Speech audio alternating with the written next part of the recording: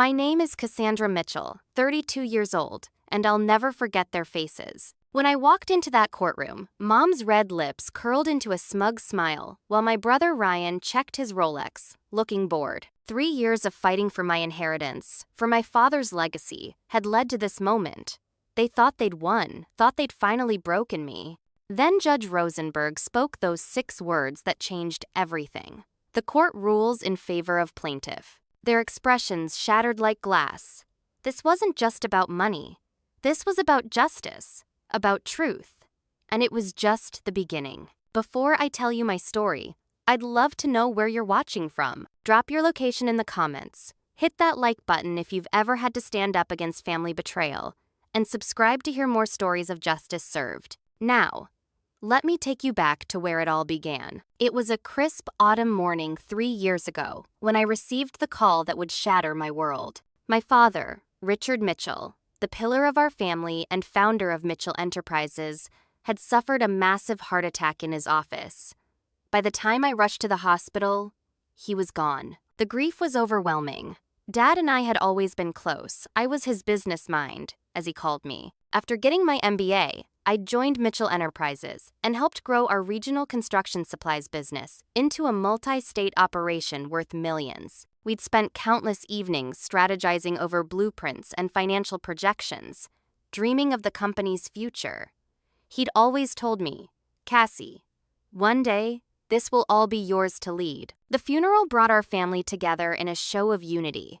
Mom, ever the perfect corporate wife in her tailored black dress, received condolences with practiced grace. Ryan, my older brother by 4 years, flew in from his home in Los Angeles, where he pursued a sporadically successful career as a film producer, largely funded by Dad's generosity. We stood together, a grieving family, as hundreds paid respects to the man who had built an empire from nothing. "Your father would be proud of how you're handling this," whispered Thomas Wilson, our family accountant and Dad's closest friend, as he squeezed my shoulder at the reception. In retrospect, I should have noticed his concerned expression, the way his eyes darted nervously toward my mother across the room. 2 weeks after we laid Dad to rest, we gathered in Howard Simpson's law office for the reading of the will. Howard had been our family attorney for over 20 years, his silver hair and grandfatherly demeanor as much a part of family gatherings as holiday decorations. "Before we begin," Howard said solemnly, adjusting his glasses, "I want to acknowledge this difficult time and remind everyone that Richard always wanted what was best for his family. That should have been my first warning." As Howard read through the document, my confusion grew into disbelief, then hardened into shock. According to this will, Ryan would inherit controlling interest in Mitchell Enterprises, despite his complete lack of involvement in the business. My mother would retain her shares and receive all liquid asset. And me? I was left a small trust fund, a pittance compared to what the others received, and no stake in the company I'd helped build for the past decade. "There must be some mistake," I said, my voice barely above a whisper. "Dad and I discussed this extensively. I was supposed to take over the company. The Aspen property was promised to me. We talked about it on my birthday last year." My mother's hand covered mine, her diamond rings cool against my skin. "Darling, your father changed his mind. He was concerned about the pressure you were under. He wanted to protect you." Ryan nodded, his expression sympathetic, but his eyes gleaming. "Sis, I know this is a shock, but Dad made his wishes clear. I'll make sure you're always taken care of." I pulled my hand away from my mother's. "When was this will created?" Howard cleared his throat. 2 months ago. Richard made the changes after his annual physical. 2 months ago, when Dad had seemed distracted, canceling our weekly lunches, when Mom had suddenly taken an interest in the business after years of involvement only in social aspects, when Ryan had unexpectedly moved back to the family home for a few weeks, claiming he needed a break from Hollywood. "I'd like to see the previous will," I said firmly. "I'm afraid that's not possible," Howard replied. Richard was explicit that all previous versions be destroyed. The conversation that followed became heated. I demanded answers that weren't forthcoming. Ryan maintained his facade of sympathy while suggesting I was being emotional. My mother eventually snapped, "Enough, Cassandra. Your father made his decision. You need to respect it." I left the office in a daze, but something in me refused to accept what had happened. The next day, I returned to my condo and began making calls. Most family friends expressed sympathy but were clearly uncomfortable. Finally, I contacted Jessica Barnes, a law school friend who specialized in estate litigation. Over coffee at a small cafe far from my usual haunts, I poured out my suspicions. Something isn't right, Jess. Dad would never do this. We had plans, detailed plans for the company's future. He was going to announce my promotion to CEO at the end of the year. Jessica listened attentively, making occasional notes.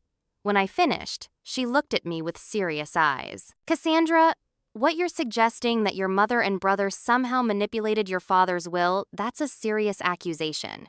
You'd be challenging not just the will, but your family. Are you prepared for what that might mean? I thought about the company Dad had built from a small supply store to a regional powerhouse. About the pride in his eyes when I landed the Peterson account that doubled our business. About the Aspen house where he'd taught me to ski. Telling me one day it would be the place my own children would learn. Yes, I said firmly. I need to know the truth. Jessica nodded, her expression grim. Then we'll find it. But I need to warn you, this won't be easy. Inheritance challenges rarely are, and when family is involved, it gets messy. I had no idea just how prophetic her words would prove to be. The next morning, I arrived at Mitchell Enterprises earlier than usual. As the daughter of the founder, I still had access to most company records, something my mother and brother had overlooked in their haste to secure control. I needed to gather evidence before they thought to restrict my permissions. The company's main office occupied 3 floors of a downtown building Dad had purchased 15 years ago. I nodded to the security guard, who gave me a sympathetic smile. News of my demotion had already spread throughout the company. In my office, I began methodically downloading financial records, board meeting minutes, and communications from the past year. I focused particularly on the period around 2 months ago when the new will had apparently been signed. Several hours and 2 cups of cold coffee later, I noticed something odd. 3 large transfers to an unfamiliar holding company during that period. Each transfer was just under $1 million, significant enough to raise questions, but not enough to trigger automatic board review. I was still examining these transactions when a knock sounded at my door. It was Karen, Dad's executive assistant for the past 15 years. Cassandra, your mother is asking for these files to be transferred to Ryan's new office, she said, handing me a request form with a list that included several projects I'd personally developed. Her eyes conveyed what her words couldn't. She was uncomfortable with the situation. I'll take care of it, Karen, I replied, taking the form. By the way, do you remember who Dad met with during the week of April 15th? I can't seem to find his schedule from then. Karen glanced nervously over her shoulder before stepping into my office and closing the door. Your father's schedule from that period was deleted from the system last week, she whispered. I thought it was strange, especially since Mrs. Mitchell specifically asked me to do it. Said it was cleaning up loose ends. My suspicions deepened. Do you remember anything about his appointments that week? Karen hesitated. He had several doctor's appointments, and Howard Simpson was here almost daily, always behind closed doors with your father. Sometimes, your mother was there too. I thanked Karen and, after she left, contacted a college friend who now worked at Mercy Hospital, where Dad had received his care. Medical records were protected, but Jason owed me a favor from when I'd helped his sister find a job after rehab. 2 days later, Jason met me for lunch, sliding a sealed envelope across the table. I shouldn't be doing this, he muttered, not meeting my eyes. Inside were copies of my father's medical records from his last physical. Scanning them, my heart began to race. There were notations about increasing cognitive confusion and early signs of dementia. The doctor had recommended further testing and had prescribed medication, but Dad had never mentioned any of this to me. We'd spoken nearly every day, and he'd seemed sharp as ever, apart from occasional forgetfulness that seemed normal for his age. That evening, I shared my findings with Jessica at her office. This changes things, she said, reviewing the medical records. If your father was experiencing cognitive decline when he changed his will, we might have grounds to challenge its validity. But he seemed fine, I insisted. We were discussing complex business strategies right up until. Sometimes cognitive issues can be subtle, Jessica explained. What we need to determine is whether he was being influenced when these changes were made. Our investigation took an unexpected turn the following week when I received a call from Maria, the housekeeper who had worked for my parents for over a decade. She asked to meet at a coffee shop rather than the house, which struck me as unusual. "Miss Cassandra," she said nervously after we ordered, "I'm not sure if this is important, but I thought you should know. Before your father passed, Mr. Simpson was at the house very often. Sometimes he would stay late. After your father went to bed." "Howard Simpson? Our family attorney?" Maria nodded, looking uncomfortable. "Yes. He and your mother, they seemed very close. I once came in to serve coffee and they jumped apart like teenagers." The implication was clear. My mother and Howard had been having an affair, the same Howard who had prepared and executed the new will that cut me out of my inheritance. Further digging revealed more disturbing information. My brother Ryan, despite his appearance of success, was deeply in debt. His production company had experienced several flops, and he had significant gambling debts in Las Vegas. He needed money, a lot of it, and quickly. I reached out to Thomas Wilson, hoping our family accountant might provide more insight. We met at a small restaurant outside town, and Thomas seemed nervous, constantly checking his phone. "I shouldn't be telling you this," he said in a low voice, "but something wasn't right with those last changes to the will. Your father always intended for you to take over the company. He'd been preparing for it for years. Then why did he change everything?" Thomas hesitated. "The day he signed the new will, he wasn't himself. Your mother insisted the changes were what Richard wanted, but he seemed confused. When I tried to talk to him privately afterward, your mother intervened. 2 days later, I was informed my services were being transitioned to another firm. Armed with this information, I filed a legal petition challenging the will. The response was swift and brutal. My mother called, her voice colder than I'd ever heard it. "What do you think you're doing?" she demanded. "Dragging your father's name through legal proceedings? Accusing your family of manipulation? Withdraw this nonsense immediately." "I can't do that, Mom. Something isn't right here, and I need to know the truth." "The truth?" She laughed bitterly. "The truth is, your father saw what I've always seen. You're not ready for the responsibility he built, always thinking you know better than everyone else. This childish tantrum is exactly why he changed his mind." The conversation ended with her threat. "You have no idea what you're starting, Cassandra. Don't say I didn't warn you." She wasn't bluffing. Within days, rumors began circulating among family, friends, and business associates. Cassandra was unstable. Cassandra had been embezzling from the company. Cassandra had threatened her father when she learned she wouldn't be CEO. The whispers spread like poison. Childhood friends stopped returning my calls. Business contacts became suddenly unavailable. Even my father's oldest friend, George Hamilton, avoided me at a charity event, claiming he needed to speak with someone across the room when I approached. The first legal hearing went poorly. Judge Hamilton, no relation to George, but a longtime member of the same country club as my mother, seemed dismissive of our evidence. "These allegations are serious, Miss Barnes," he told Jessica. "But I see nothing but circumstantial evidence and family disagreements being dragged inappropriately into my courtroom." Our motion was denied. As we left the courthouse, Jessica squeezed my arm encouragingly. "Don't lose hope," she said firmly. "This is just round one. We'll find more evidence." But as I walked to my car, I wondered if I was fighting a losing battle against an enemy more ruthless than I'd imagined. The strain of the legal battle began to seep into every aspect of my life. Michael, my fiancé of 2 years, initially offered support, but as weeks turned into months, his patience wore thin. "I don't understand why you can't just accept the will," he said one night over what had become a rare dinner together. Michael worked as an investment banker, and our relationship had always balanced on careful time management and mutual respect for our careers. "Your trust fund is still substantial. We could move forward with our wedding plans, start our life together. This isn't about money," I tried to explain for what felt like the 100th time. "It's about my father's legacy, about what he really wanted." "Is it?" Michael set down his fork, frustration evident. "Or is it about your pride? Your mother called me yesterday." "She what?" I interrupted, feeling my stomach drop. "She's concerned about you, Cass. She said you've been obsessed, that you're creating conspiracy theories because you can't accept that your father changed his mind. And you believe her? I couldn't keep the hurt from my voice. Michael sighed.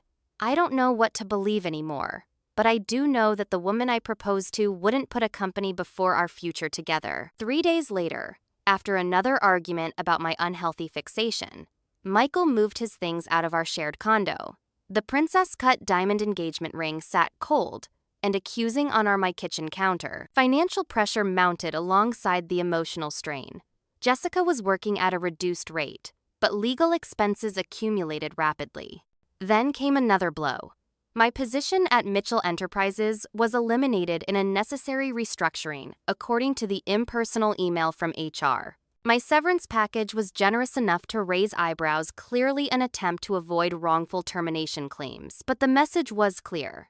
I was being systematically cut out of the life I'd built. With no income and mounting legal bills, I made the difficult decision to sell my condo.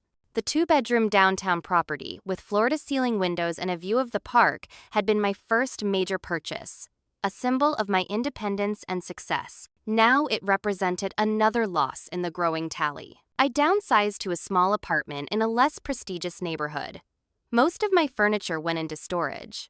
My designer clothes were sold to consignment shops. Each sacrifice fueled my determination, even as doubt crept in during sleepless nights. Former colleagues stopped calling, afraid that association with me might jeopardize their positions.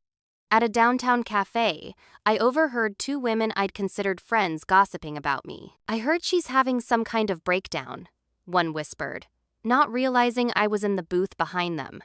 Patricia is beside herself with worry. Well, Cassandra always was intense, the other replied. Remember how competitive she was even in college? Some people just can't handle not getting their way. I slipped out without confronting them, tears of anger and humiliation burning my eyes. Depression became my constant companion. There were days I couldn't find the energy to leave my apartment when the weight of fighting seemed too heavy to bear. What if I was wrong? What if Dad really had changed his mind about me? The questions circled like vultures. Then came the knock on my door late one evening. Through the peephole, I saw Ryan, looking uncharacteristically disheveled, his usually perfectly styled hair falling across his forehead. "We need to talk," he said when I reluctantly let him in. He surveyed my apartment with poorly disguised disdain.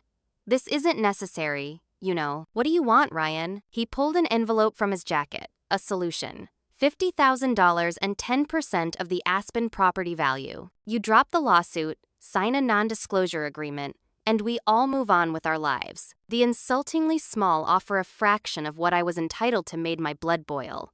"Did Mom send you with this?" "Mom doesn't know I'm here," he replied, though I detected the lie immediately. Ryan had never made a significant move without our mother's approval. This is me trying to help my little sister before she completely ruins her life. By offering what amounts to pocket change compared to what was stolen from me, Ryan's sympathetic facade cracked. Nothing was stolen. Dad made his choice. But if you continue this vendetta, understand what you're risking. There are things in your past, even you've forgotten college indiscretions, questionable business decisions. Would you want those examined in court? The threat was unmistakable. "Are you blackmailing me now? I'm warning you," he said, moving toward the door. "The offer expires in 48 hours. After that, Mom's taking off the kid gloves." After he left, I sat on my secondhand couch, the envelope untouched on my coffee table. For a moment, the temptation to take the money, to end the fight and attempt to rebuild some semblance of a life, was overwhelming. A knock interrupted my thoughts. Expecting Ryan returning with some final barb, I yanked open the door to find a young woman with curly red hair holding a covered dish. "Hi," she said brightly. "I'm Sarah from 3B. I made too much lasagna and thought you might like some. I've seen you around, but we haven't officially met." The simple kindness after months of rejection broke something in me.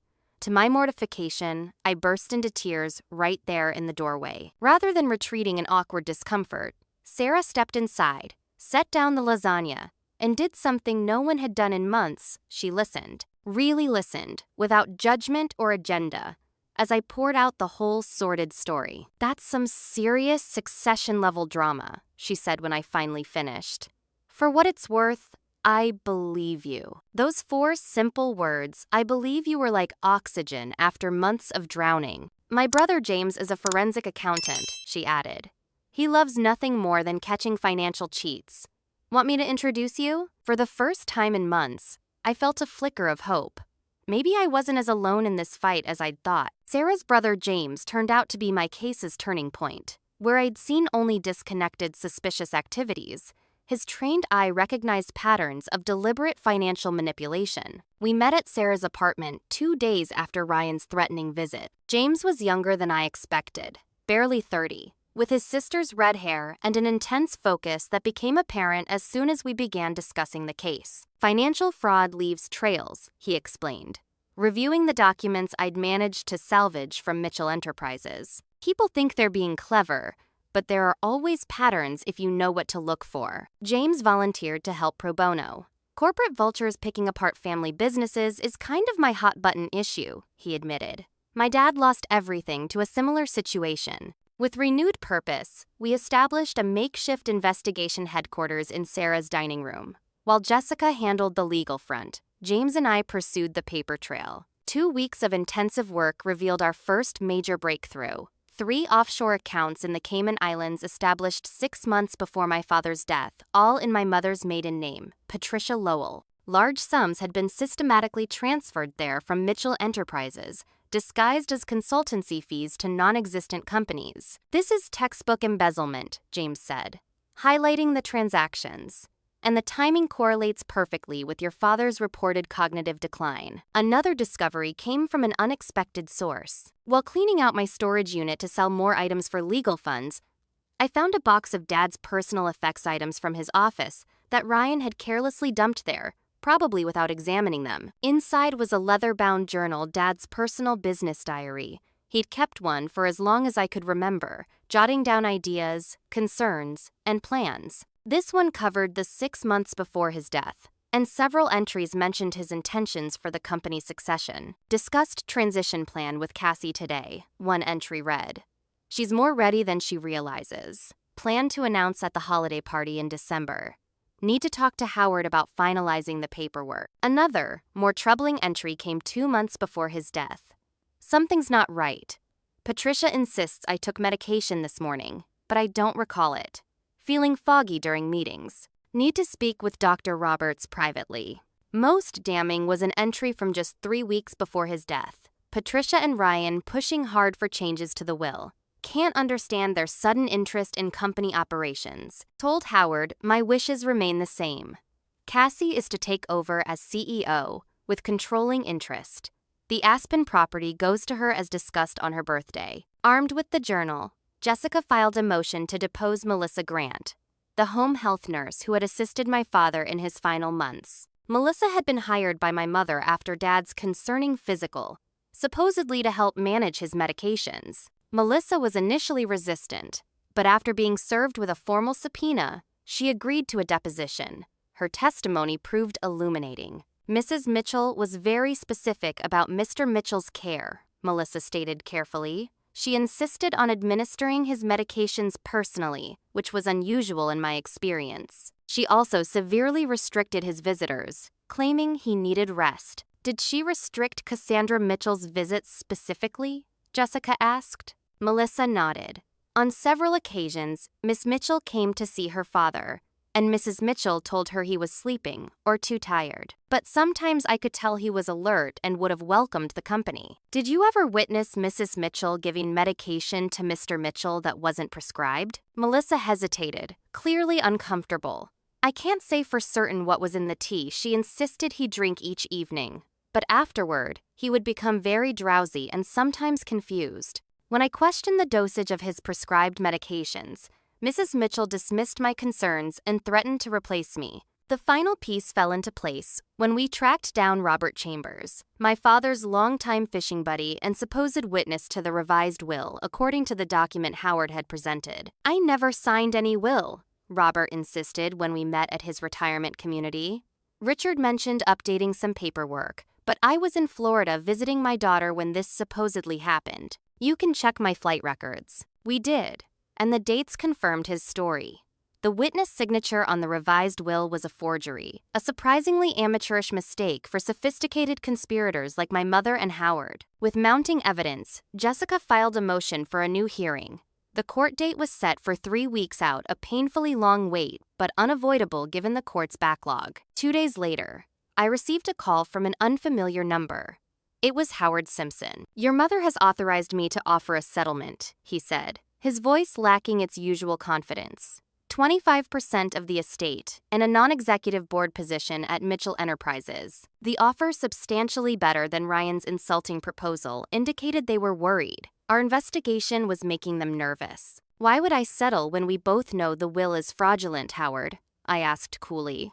"By the way, how long were you sleeping with my mother before you helped her defraud my father?" The sharp intake of breath told me the shot had landed.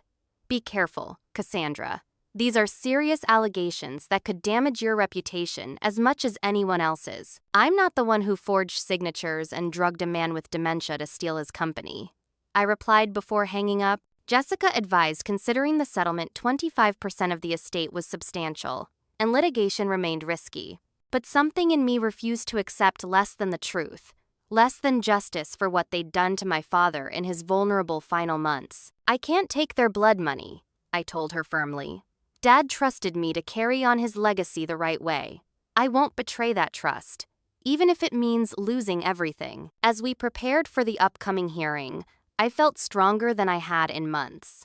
The isolation and doubt that had plagued me were giving way to purpose and determination. With Sarah, James, Jessica, and the truth on my side, I finally had reason to hope. What I didn't realize was that my mother and brother, backed into a corner, were about to show just how far they would go to protect what they had stolen. The first sign of escalation came in the form of Gregory Parker. Known in legal circles as the Shark, Parker specialized in high-stakes inheritance disputes and had a reputation for ruthless tactics that towed the ethical line. When he entered the courtroom for our preliminary hearing alongside Howard Simpson, Jessica's expression darkened. "This just got significantly more difficult," she whispered. "Parker doesn't come cheap. They're bringing out the big guns." The hearing itself confirmed her concern. Parker immediately moved to dismiss our new evidence, arguing it was obtained through harassment of vulnerable witnesses and invasion of private family matters. Though the judge overruled most of his objections, Parker's aggressive stance made it clear. My mother and brother were not going to surrender without a vicious fight. 3 days later, the first major blow landed. Local news outlets ran a story about an internal investigation at Mitchell Enterprises, uncovering financial irregularities during my tenure at the company. Though I wasn't explicitly named, the implication was clear. My mother had issued a press release expressing disappointment and concern over the discoveries. "They're trying to discredit you before we get to court," Jessica explained when I called her in a panic. "Classic misdirection tactic: paint you as the untrustworthy party so your accusations seem like revenge." That evening, I returned to my apartment to find the door slightly ajar. Heart pounding, I called the building superintendent before entering. The place had been thoroughly ransacked, drawers emptied, furniture upended. Most concerning, my laptop and the file box containing copies of key evidence were missing. The police officer who responded seemed skeptical of my insistence that this was no random burglary. "Plenty of break-ins in this neighborhood, ma'am," he said dismissively. "Probably drug addicts looking for cash or valuables. Drug addicts who only took documents and electronics, leaving behind jewelry and cash?" I challenged, pointing to my untouched jewelry box and the emergency money I kept in a kitchen canister. The officer shrugged. "Thieves aren't usually logical, ma'am. We'll file the report, but I wouldn't expect much." I stayed with Sarah that night, too shaken to remain in my violated apartment. The next morning brought news that James's office had also been broken into, specifically his computer, containing financial analysis of the Mitchell Enterprises records. "This is getting dangerous," Sarah said, her usual cheerfulness replaced by genuine worry. "These people are serious." As if to underscore her point, Sarah's car was vandalized in her apartment building's parking garage 2 days later.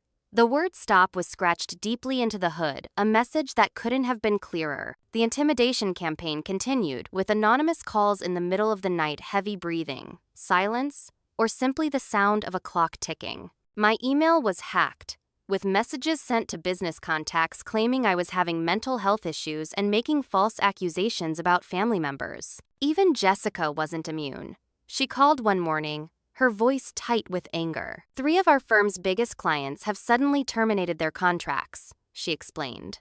All have connections to the country club your mother belongs to. And our landlord suddenly decided not to renew our office lease. Are you saying you can't represent me anymore? I asked, my stomach sinking. I'm saying they're playing hardball, and I want you to be prepared. I'm not abandoning you, Cassandra, but my partners are understandably concerned. The pressure was relentless. A former colleague called to warn me that my mother was offering financial incentives for anyone who could provide concerning information about my time at the company. My therapy records were somehow leaked to Ryan, who made veiled references to my documented emotional instability in conversations with mutual acquaintances. Each night, I installed new security cameras around my apartment, jumped at unexpected noises, and checked the locks repeatedly. Paranoia became my new normal. Sleep was elusive, and when it came, it was haunted by nightmares of falling, of being chased, of standing alone in a courtroom while my family laughed. The weight of it all crushed down until one rainy Tuesday morning when I sat on my bedroom floor, surrounded by legal documents, unable to summon the energy to continue. Maybe they were right. Maybe I was destroying what remained of my life for a principle, for a company that would never be mine. Maybe it was time to accept the settlement offer, which my mother had increased to 30%, perhaps sensing my wavering resolve. I reached for my phone to call Jessica to tell her to begin settlement negotiations. As my finger hovered over her name, a text message arrived from an unfamiliar number.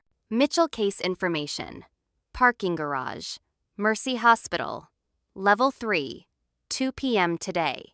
Come alone.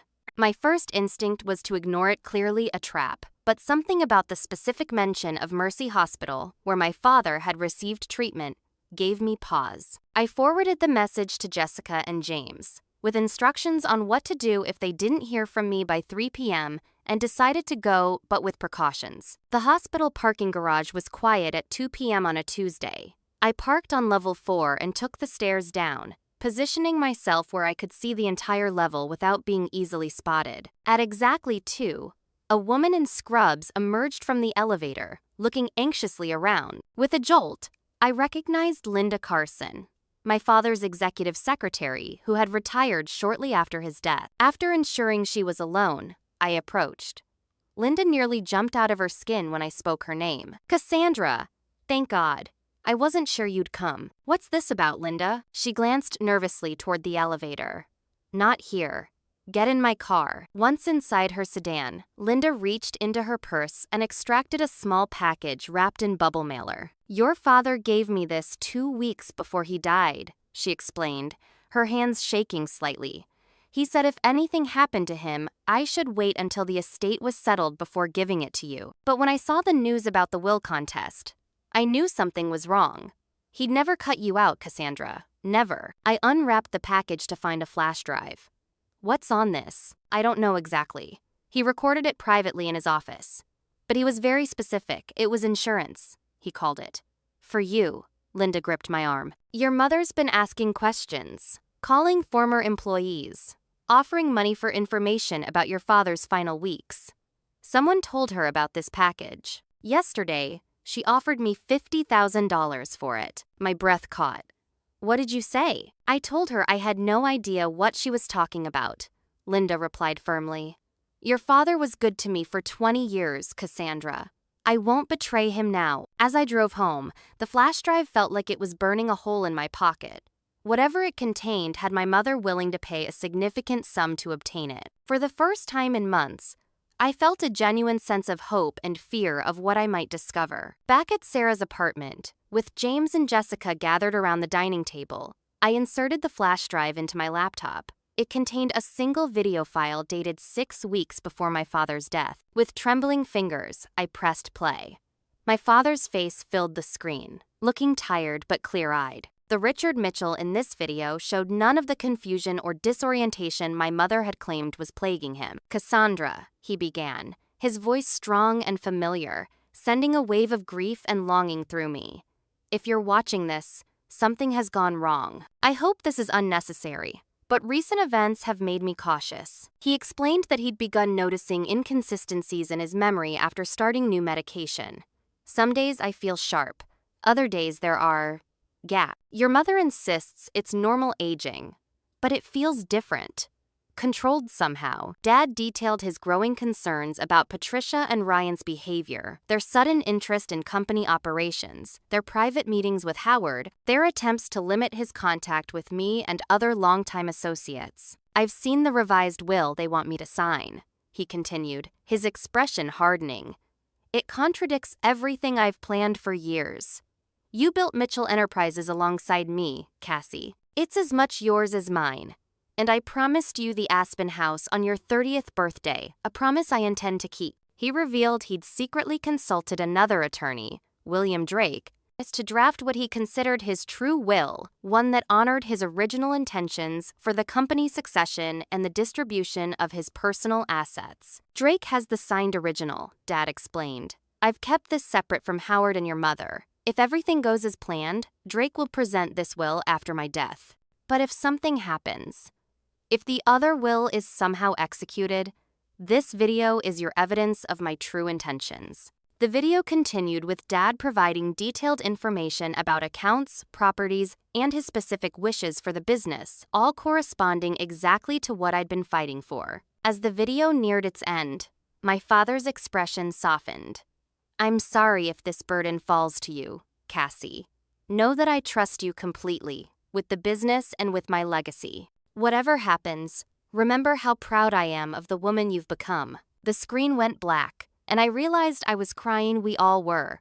The simple vindication of hearing my father's true wishes, of knowing I hadn't invented or exaggerated his intentions, was overwhelming. This is exactly what we needed, Jessica said, wiping her eyes and immediately shifting to strategic thinking. A clear, recorded statement of intent from your father. Evidence of his awareness of the attempted manipulation, and confirmation of the existence of another will with another attorney. Finding William Drake proved challenging. He had retired shortly after my father's death and moved to Arizona. When we finally reached him by phone, he confirmed everything in the video. I have the original will in my possession, Drake said. Your father was concerned about attempts to influence him during a period of concerning symptoms. He was very explicit about his wishes, and I can testify to his mental competence when he signed the document. With Drake's testimony and the video as centerpieces, we expanded our investigation. James suggested using social media to counter the narrative my mother had been crafting about me. Carefully and strategically, I began sharing limited information about the case, focusing on seeking justice for my father rather than attacking my family directly. The response was unexpected. Former employees of Mitchell Enterprises began reaching out with their own stories of witnessing strange behavior from my mother and brother in my father's final months. A retired board member contacted Jessica with notes from meetings where my father had explicitly stated his intention for me to take over leadership. Most surprisingly, Ryan's ex-girlfriend Ashley Chen contacted me through Sarah. Ashley had dated my brother for 8 months, ending their relationship just after my father's death. Ryan bragged when he was drunk. Ashley revealed during our meeting at a quiet cafe, said he and his mother had pulled off the perfect plan to get control of the company. He called you the collateral damage necessary for their success. I thought he was just being a jealous brother, but after seeing your posts, I realized it was all true. Ashley provided text messages showing Ryan discussing the need to keep Richard confused during key meetings and celebrating when the old man signed the revised will. While not admissible as evidence without Ashley's testimony, the messages provided valuable insight into the plot against my father. Another unexpected ally emerged in Dr. Matthews, my father's longtime friend and golf partner, who had initially distanced himself from me after my mother's smear campaign. He arrived at Jessica's office unannounced one afternoon. I should have spoken up sooner, he admitted, looking ashamed. Patricia convinced everyone you were having some kind of breakdown.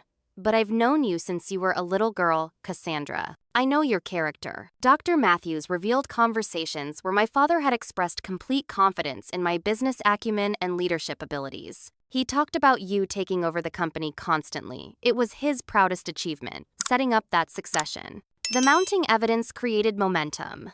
Jessica filed updated motions with the court, including the video and affidavits from our new witnesses. The judge, impressed by the volume and quality of evidence, expedited our hearing date. My mother, clearly panicking, made one last desperate attempt to silence a key witness.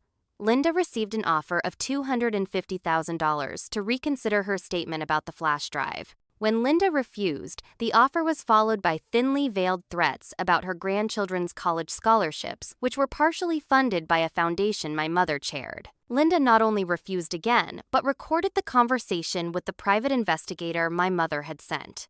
This final act of intimidation backfired spectacularly when Jessica submitted the recording to the court as evidence of witness tampering.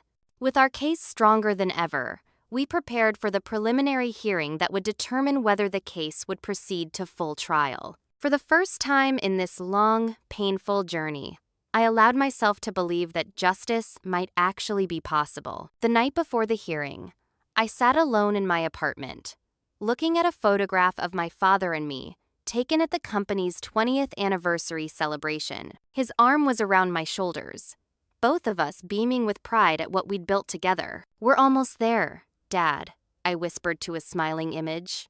Almost there. The morning of the preliminary hearing dawned crisp and clear.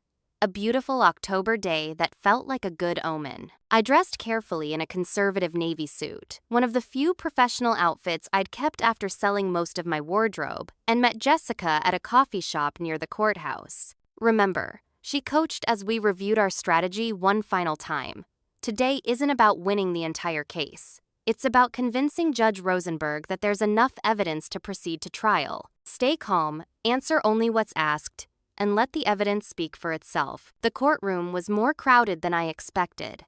Word of the high-stakes inheritance battle had spread, attracting both the curious and those with professional interest. I spotted several business associates of my father's, a few reporters from local papers, and even some of my former colleagues from Mitchell Enterprises. My mother and Ryan sat at the defendant's table, both immaculately dressed and projecting confident composure. Patricia Mitchell, at 62, remained an elegant, striking woman whose carefully maintained appearance had been her primary occupation throughout her marriage. Ryan, beside her, looked bored and slightly annoyed, as though the proceedings were an inconvenience rather than a fight for millions. Howard Simpson sat with them, but the legal team was clearly led by Gregory Parker, whose reputation for aggressive tactics had me bracing for an unpleasant experience. They had brought additional attorneys as well, a show of financial force meant to intimidate. Judge Rosenberg, a stern-faced woman in her 60s with a reputation for no-nonsense efficiency, called the court to order precisely on time. Jessica presented our case first, methodically laying out the evidence we had accumulated over months of investigation. She presented the medical records, showing my father's concerning symptoms, the timeline of the changed will, the testimony from Linda and William Drake, and the financial irregularities James had uncovered. "Your Honor," Jessica concluded, "the evidence clearly establishes a pattern of undue influence exerted over Richard Mitchell during a period of documented cognitive vulnerability. We have credible witnesses, financial records showing suspicious activity, and most compellingly, Richard Mitchell's own recorded testimony regarding his true intentions for his estate." When she played my father's video for the court, I watched my mother's composed facade crack slightly. Her fingers gripped the edge of the table, knuckles whitening as Dad's voice filled the courtroom, directly contradicting everything she had claimed about his wishes. Parker's cross-examination of our witnesses was as brutal as anticipated. He painted Linda as a disgruntled former employee with an axe to grind. He questioned William Drake's memory, suggesting the elderly attorney might be confusing this case with another. He dismissed the financial evidence as normal business transactions misinterpreted by amateurs with an agenda. When Thomas Wilson took the stand to testify about the suspicious transactions he'd observed before being dismissed as company accountant, Parker was especially aggressive. "Mr. Wilson, isn't it true that you were terminated from your position due to concerns about your own handling of company finances?" Parker asked, his tone suggesting the answer was obvious. Thomas looked confused. "No, that's not true at all. I was told my services were no longer required after 20 years of unblemished service. It happened immediately after I questioned certain transactions. Parker produced a letter on Mitchell Enterprises' letterhead. Then how do you explain this documentation, citing irregularities in accounting practices as the reason for your dismissal? The letter was dated a week after my father's death when my mother had already taken control. Thomas had never seen it before, and his bewilderment was evident. This pattern continued with each witness, as Parker introduced misleading documentation, twisted testimonies, and created an alternate narrative where I was the manipulative party, not my mother and brother. When Patricia Mitchell took the stand, she presented herself as the grieving widow fighting to protect her husband's true wishes against a daughter who couldn't accept her father's change of heart. Richard became concerned about Cassandra's readiness to lead, she testified, dabbing at non-existent tears. He saw an impulsiveness in her decision-making, an unwillingness to listen to experienced advisors. It broke his heart to change his plans, but he felt it was necessary for the company's future. Her performance was masterful, the perfect blend of maternal concern and dignified grief. Had I not had concrete evidence of her deception, I might have questioned my own understanding of events. During a brief recess, Jessica squeezed my arm encouragingly. She's good, but we expected that. The judge is paying close attention to the evidence, not just the performances. The afternoon brought a surprise witness for the defense. Michael, my ex-fiancé. My stomach dropped as he took the stand, looking uncomfortable but determined. Mr. Davis, can you describe Miss Mitchell's behavior in the months following her father's death? Parker asked. Michael cleared his throat. Cassandra became obsessed. She couldn't accept that her father had changed his mind about her role in the company. She would stay up all night, creating conspiracy theories, accusing her family of manipulation and fraud. I tried to support her through grief, but it became concerning. Did she ever suggest taking action against her mother and brother? Michael hesitated. She said she would make them pay for what they'd done, that she wouldn't stop until she got what was rightfully hers. Parker looked satisfied. Would you characterize her mental state during this period as stable? Before Michael could answer, Jessica was on her feet. Objection. Your Honor.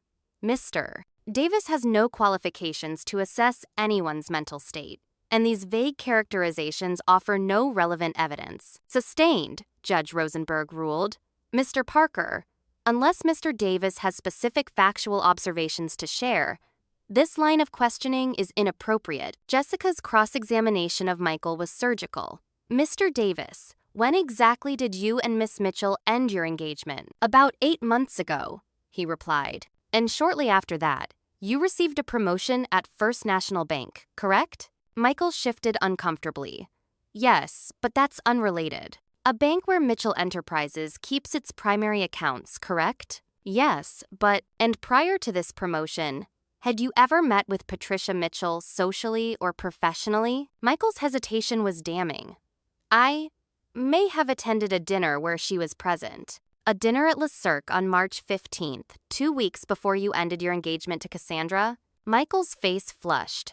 Jessica produced a credit card statement showing the dinner charge on Patricia's card, effectively undermining his credibility without directly accusing him of perjury. By the end of the second day, both sides had presented their cases. The final witness, Linda Carson, provided the most emotionally impactful testimony, describing my father's clear intentions and the attempts to bribe and intimidate her into silence. Richard Mitchell was a man of integrity who loved his daughter and wanted her to carry on his legacy, Linda stated firmly.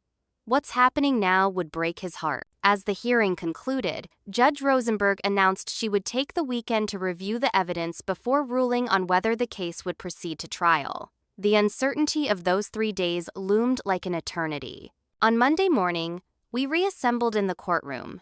Judge Rosenberg entered, her expression unreadable. Having reviewed the considerable evidence presented by both parties, she began. This court finds sufficient cause to proceed to full trial on the matter of the contested will of Richard Mitchell. A murmur ran through the courtroom. I felt Jessica's hand grip mine under the table. Furthermore, the judge continued, given the compelling nature of the plaintiff's evidence regarding the possible existence of a more recent valid will, This court orders a temporary freeze on major asset dispositions from the Mitchell estate pending trial resolution. It wasn't a final victory, but it was a crucial step forward.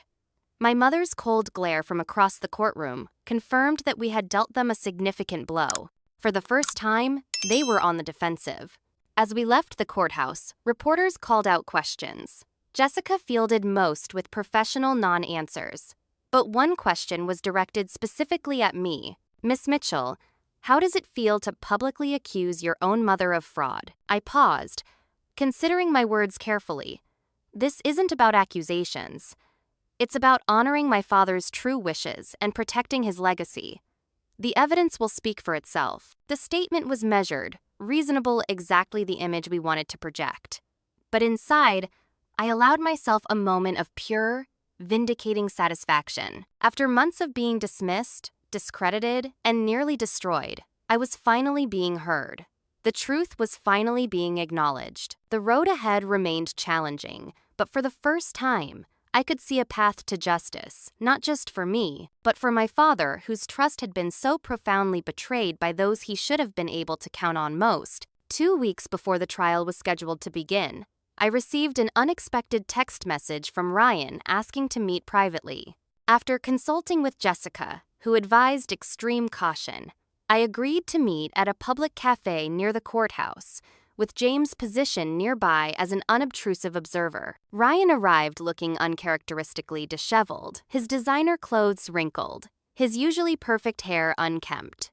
The confident swagger was replaced by nervous energy as he slid into the booth across from me. "You look terrible," I remarked, refusing to soften my approach despite his apparent distress. "Yeah, well, legal battles will do that," he replied, with a weak attempt at his usual charm. After ordering coffee, he leaned forward. "Look, Cassie, I think we need to talk about how to end this before it gets worse." Worse than breaking into my apartment? Vandalizing my friend's car? Bribing my ex-fiancé to testify against me? I kept my voice low, but didn't hide my anger. Ryan had the decency to look uncomfortable. Those weren't my ideas. Mom's been extreme. This whole thing has become an obsession for her. So now you're distancing yourself from the conspiracy you helped create? I wasn't buying the sudden change of heart. He sighed, running a hand through his hair. "You have to understand my position. After those production deals fell through in LA, I was drowning in debt. When Mom suggested there might be a way to secure our futures if Dad wasn't thinking clearly, it seemed like a solution. The casual admission of their plot against our father stunned me, despite everything I already knew. You're actually confessing to manipulating Dad while he was ill? I'm trying to be honest here, Ryan said defensively. The point is, I didn't realize how far Mom would go. The drugs in his tea, the forged documents, it got out of hand. And you're telling me this now because I want out. He glanced around nervously before continuing. Mom's spiraling. The freeze on assets has her panicking. She's talking about destroying evidence, about making sure certain witnesses don't make it to trial. I didn't sign up for this level of criminal activity. Though skeptical, I couldn't help feeling a flicker of hope. If Ryan turned against our mother, his testimony would be devastating to her case. What exactly are you proposing? A separate deal between you and me. Ryan outlined his offer. He would testify about Patricia's manipulation of our father, providing details only an insider could know, in exchange for immunity from prosecution and keeping the Aspen property we'd both loved as children. The company was always yours anyway, he admitted. I've been running it into the ground since taking over. Turns out, producing movies didn't prepare me for construction supply logistics. After discussing the proposal with Jessica, we cautiously agreed to Ryan's terms.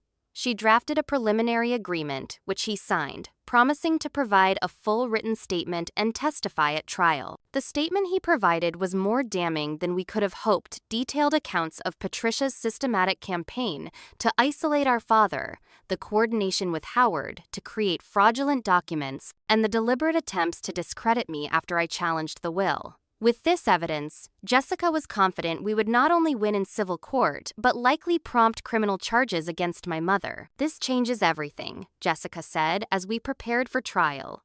Ryan's insider testimony is the final piece we needed. We spent the next week intensively preparing, with Ryan cooperating fully in mock testimony sessions. He appeared genuinely remorseful, sharing childhood memories and moments with our father I'd almost forgotten. Despite years of rivalry and recent betrayal, I found myself cautiously reconnecting with the brother I'd once loved. "Dad would be proud of you for fighting this hard," Ryan said after one particularly grueling preparation session. "He always said you had his backbone." The morning of the trial arrived with a sense of cautious optimism. The courtroom was packed. The case had attracted significant attention in business circles and local media. As Jessica and I organized our materials at the plaintiff's table, I scanned the room for Ryan, who was scheduled to be our first witness. Minutes passed. The judge entered. Ryan's seat remained empty. "Your Honor, we request a brief recess to locate our first witness," Jessica explained when it became clear Ryan wasn't merely running late. The judge granted 30 minutes. Frantic calls to Ryan's cell went straight to voicemail. By the time court reconvened, a sinking feeling had settled in my stomach. "Your Honor, in light of the witness's unexpected absence, the plaintiff requests permission to reorder our presentation of evidence," Jessica improvised smoothly. As she began presenting our case without Ryan's testimony, the courtroom doors opened. Ryan entered not to take the witness stand, but to join our mother at the defense table. The betrayal was written clearly in his smug smile, as he whispered something to Patricia, who patted his hand approvingly. During the first break, Jessica pulled me into a conference room, her expression grim.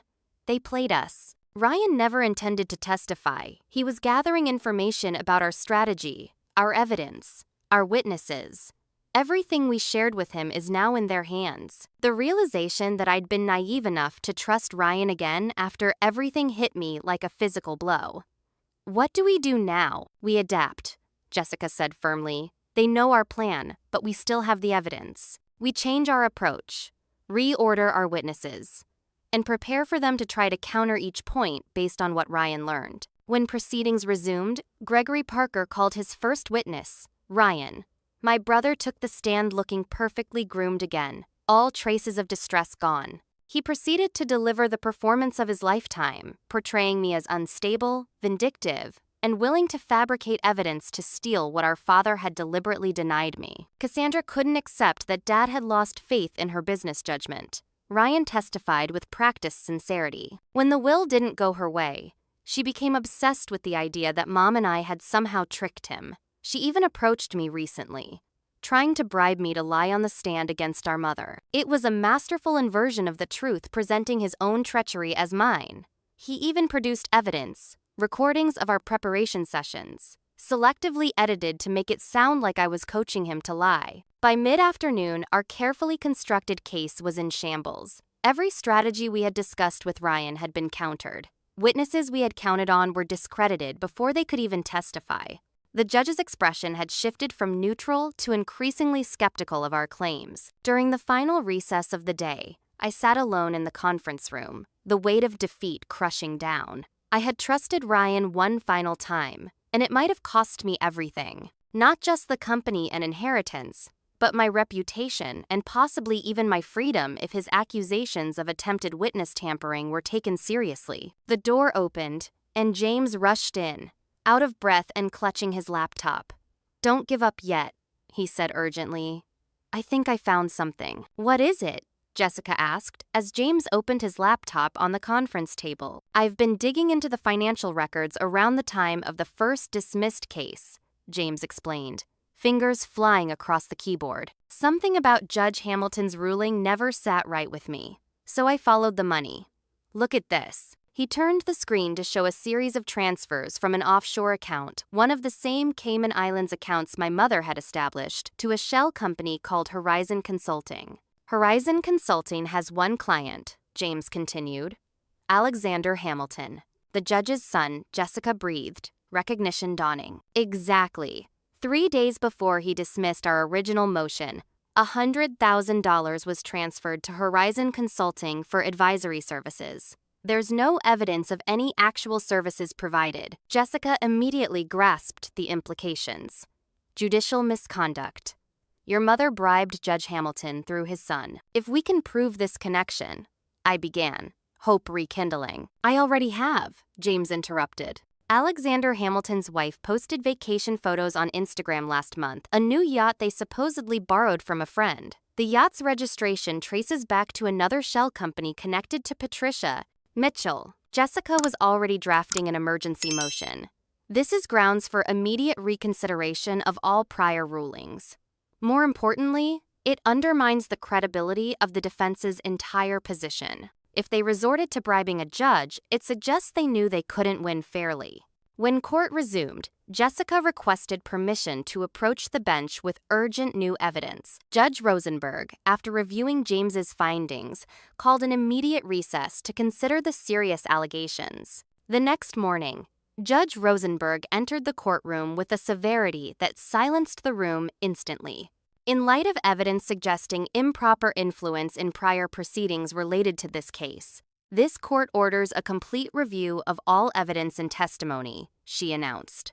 Furthermore, I am referring the matter of possible judicial misconduct to the appropriate authorities for investigation. The implications were clear: our case would be heard fairly, without the taint of corruption. My mother's face, normally so controlled, showed genuine fear for the first time. Over the next 3 days, our original evidence was presented in full, without Ryan's insider knowledge to undermine it. The video of my father stating his true intentions, the medical records showing his cognitive decline coinciding with my mother's increased control of his medication, the financial trails James had uncovered, the testimony of Linda, Thomas, and others who had witnessed the manipulation firsthand. Most damaging was the revelation about Judge Hamilton, which cast all the defense's claims in a shadow of presumed dishonesty. Ryan's testimony, so effective earlier, now appeared calculated and suspect. In a desperate attempt to salvage their position, Gregory Parker called my mother to the stand. Patricia Mitchell, the consummate performer, tried to maintain her grieving widow persona, but under Jessica's cross-examination, the facade crumbled. Mrs. Mitchell, can you explain why you transferred over $3 million to offshore accounts in the months before your husband's death? Jessica asked. That was Richard's decision.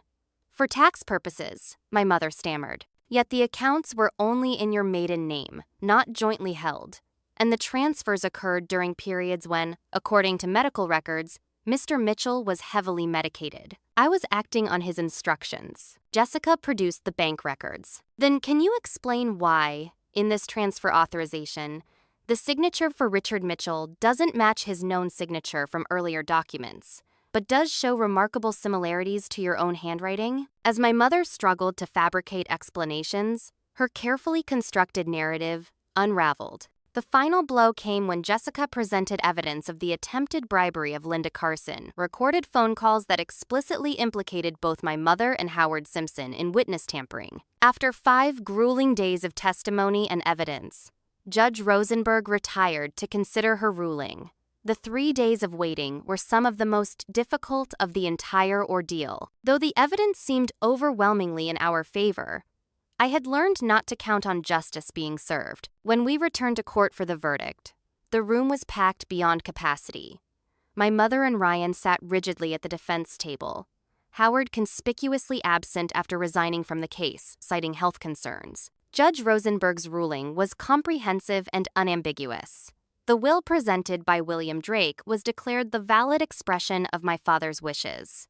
The previous will was invalidated on grounds of undue influence and questionable competence. Control of Mitchell Enterprises would transfer to me as my father had intended, along with the Aspen property and other personal assets he had specifically designated for me. Furthermore, Judge Rosenberg continued, this court refers the matter of possible criminal conspiracy, fraud, forgery, and financial elder abuse to the district attorney's office for investigation and potential prosecution. The judge's gavel fell with a finality that released 3 years of tension from my shoulders. Across the courtroom, my mother's composed mask finally shattered completely, her face contorting with fury and disbelief. Ryan simply looked defeated, the reality of potential criminal charges clearly sinking in. Outside the courthouse, surrounded by reporters and well-wishers, I felt strangely hollow.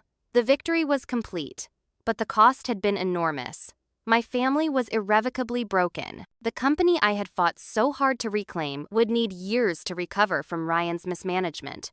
My personal life was in shambles, yet amid the wreckage, new foundations had been laid. Sarah and James stood nearby, having become true friends during the darkest period of my life. Jessica, more than just my attorney, had become a trusted advisor and ally.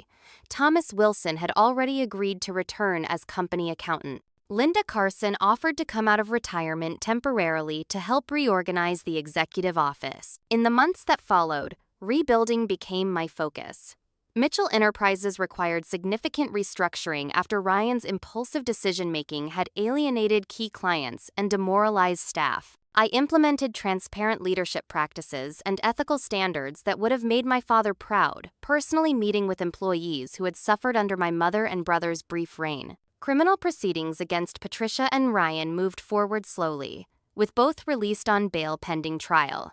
Howard Simpson surrendered his law license rather than face certain disbarment. Judge Hamilton resigned from the bench. The Aspen House, the home of so many childhood memories, initially felt tainted by everything that had happened. Rather than keeping it, I sold the property and donated a significant portion to the Heart Disease Research Foundation in my father's name. The remainder funded scholarships for children of Mitchell Enterprises employees. 6 months after the trial, I received a letter from Ryan, written from the rehabilitation facility where he was receiving treatment for addiction issues that had emerged during the legal proceedings. His words seemed genuinely remorseful, acknowledging his role in the conspiracy and the damage he had caused. Though reconciliation seemed impossible, I found I could at least wish for his recovery. My mother never apologized or admitted wrongdoing. The last I heard, she had moved to Europe while awaiting trial, still insisting she had only done what my father would have wanted. The woman who had once been the center of our family had become a stranger, consumed by greed and self-justification. On the anniversary of the verdict, I visited my father's grave alone, bringing his favorite yellow roses. Sitting beside the marble headstone, I told him about the company's recovery, about the new production line we'd launched, about the community foundation established in his name. "I did it, Dad," I said softly to the quiet cemetery. "I protected your legacy. I just wish it hadn't cost so much." A gentle breeze rustled the trees overhead, and for a moment, I felt a sense of peace that had eluded me for years. The fight for justice had changed me, irrevocably hardened me in some ways, but also revealed strengths I hadn't known I possessed. The wealth I had fought so fiercely to reclaim now seemed secondary to the more valuable inheritances. My father's integrity, his work ethic, his vision for a company that valued people over profit, those were the legacies that truly mattered, the ones I would carry forward. As I placed the roses on his grave, I made a silent promise to honor not just what he had built, but how he had built it with honesty, compassion, and unwavering principles. In that moment, I understood that the true victory wasn't in the courtroom or the boardroom, but in preserving the values he had lived by. Walking back to my car, I felt lighter than I had in years, as though my father's approval traveled with me. The road ahead would still hold challenges, but for the first time since entering that courtroom to face my mother's smug smile and my brother's bored expression, I was ready to face them without the weight of injustice holding me back. I hope my story resonates with anyone who has faced betrayal from those they should have been able to trust most. Have you ever had to stand up against family for what's right? Share your experience in the comments below. If this story of fighting for justice against all odds inspired you, please hit that like button and subscribe for more true stories of overcoming life's most difficult challenges. Remember, sometimes the people who should love you the most can hurt you the deepest, but standing up for truth is always worth the fight. Thank you for listening to my journey. Until next time.